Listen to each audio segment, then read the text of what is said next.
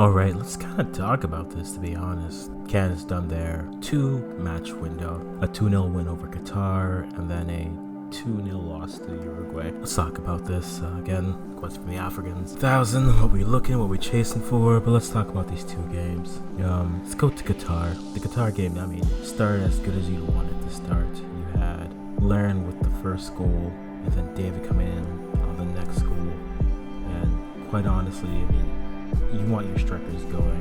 I know Josh from JDTV mentioned that, and it's true. You want your strikers going. If you kind of look at both games in the vacuum here, you realize that they played 2 teams with low blocks, but you played a team that was better at it in Uruguay versus the team you ultimately faced. Uruguay was much better at setting up and countering than Qatar was, and even Qatar gave them problems. It definitely did bring up some issues when it came to Canada heading into the World Cup.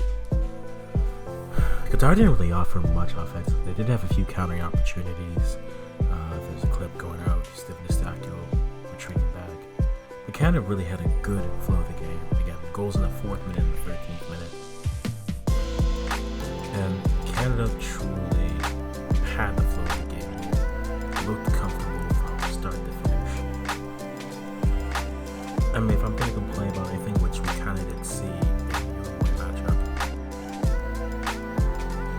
it was marking, but also just the countering opportunities you were providing.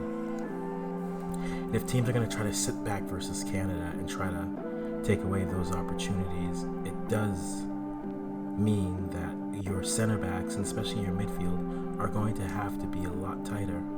Also, passing wasn't very crisp here. We kind of saw that here. Reminds me of conversations that you'd hear say, like, whether you're a fan of MLS or not, a lot of, and tactical manager will say this a lot from the standpoint of game speed is one thing in the MLS, but when you go to international, it's a different speed, and you have to think and you have to react quickly. And I think in this level we saw a glimpse of one touch too many. Definitely was something that I felt hindered them from some more opportunities. So when it came to that, making one touch too many really left them in positions where instead of maybe a good opportunity, the one touch would they try to create a great opportunity, but it would end up being a bad opportunity or a lot harder opportunity, because that one touch allows the defense to recover, and then you're stuck in a position where now you can only really put the ball on frame.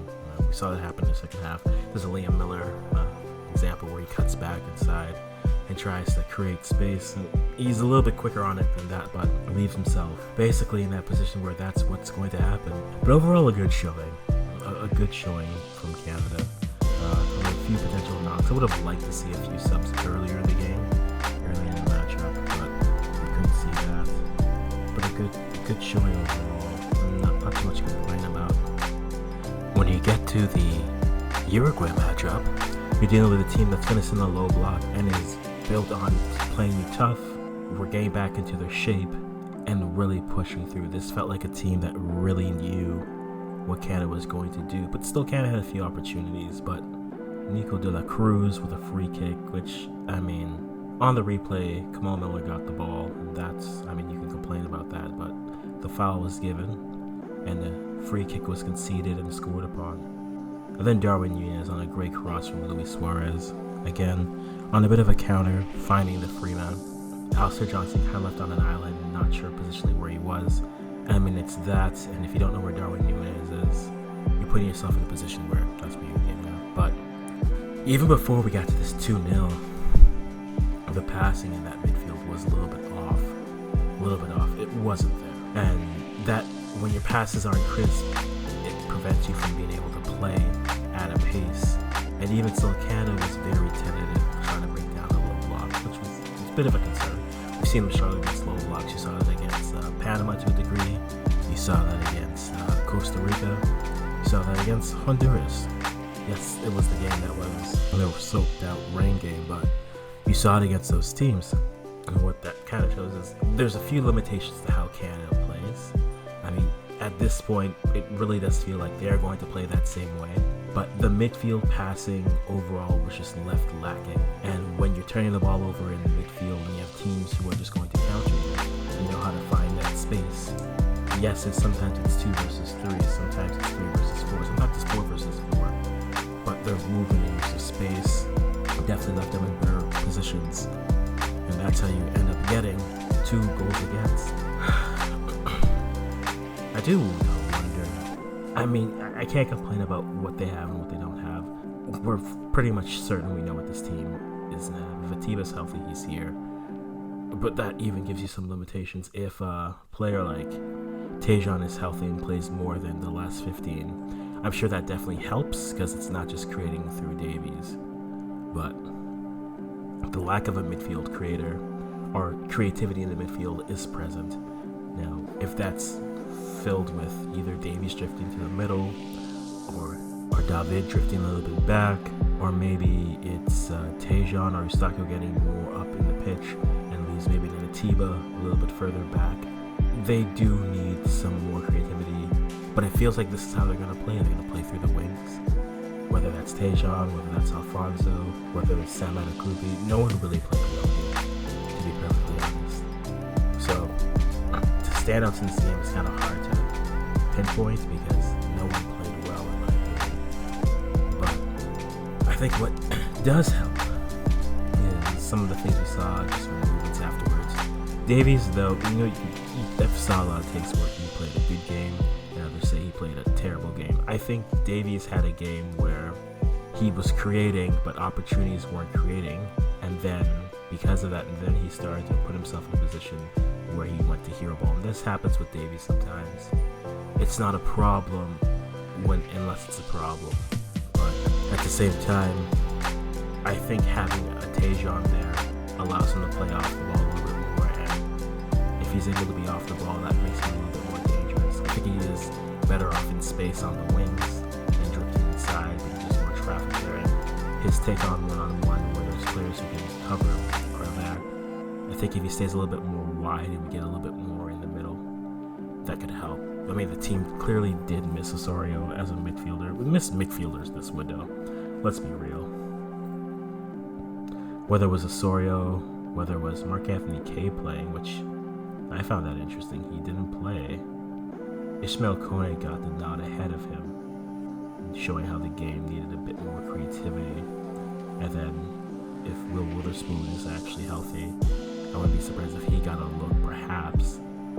But yeah, I found that very interesting. But when Ishmael Kone got in, he definitely played well. Safio, Corbian, Corbin got into the game, trying to provide something on the wings. But again, we say this with teams catching up to teams, but we're at this level. I did tweet this. I mean, it's a level up. They didn't look outmatched, but there's definitely another level they need to reach to be able to go. And that comes to like the point that we missed. Yes, they lost 2-0, which means they didn't have many chances. But man, a touch too many is one way to look at it. But man, Kyle Aaron did not have a good game.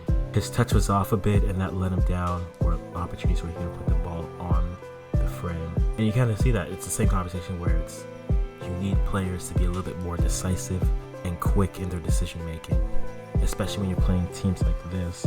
One touch allows them to get their form. You can only disorganize teams like this for so long before they're able to reach their form, so you have to be very precise and decisive in your movements. But I think the question that I have for myself after these 2 games is will Herdman be willing to move off of his 11 if he feels something isn't working? As much as you'd like to see Kyle Aaron kind of work his way through this game, his touch definitely looked off from the beginning, and I would have loved to see maybe an Ubo a little bit earlier where he can maybe get some movement and work off of that. It would have been good to see. At this point, I mean, we feel like we know what the starting lineup is. Probably the only real spot that's up for grabs is the second midfielder's position, whether that's Atiba if he's healthy, Piet, who put in 2 solid shifts, and Osorio, if you don't feel like you want him coming off the bench, you think he should start. A Mark Anthony K.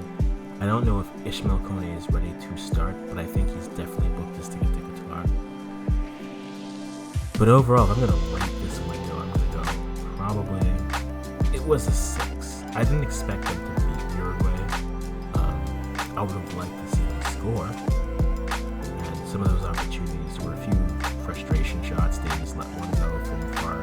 And even that, like, they should have tried to put a few more shots from distance. Test the keeper from distance. Because maybe if you're willing to take those shots, that opens up some of the passing lanes that you can create if you can then cut that inside.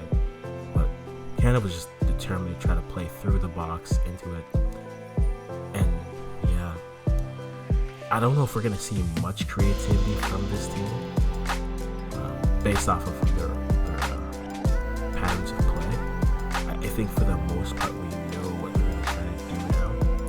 And it'll really come down to the difference will be if a Tejan or a Davies cuts inside and tries to drive through the middle. But yeah, I think this window, I give it like a 6. You expect them to beat a Qatar, and you just want to see a little bit more, but you definitely saw some of the areas you need to improve on, whether that's defensively, finding out, and that's another thing. You need players who are willing to make some passes, and like we said, be decisive. So I give this window maybe like a 6, a 6.5 max. You got the win versus Qatar in what I call the Gold Cup postponed third place matchup, because that's who Canada would have played. So we've officially won the third place in Gold Cup. But against Uruguay, yes, we had possession, but the flaws that were there are definitely there. And I think that Canada has Japan next, and Japan, being the team that will press them a little bit more, may give them a few more opportunities to move.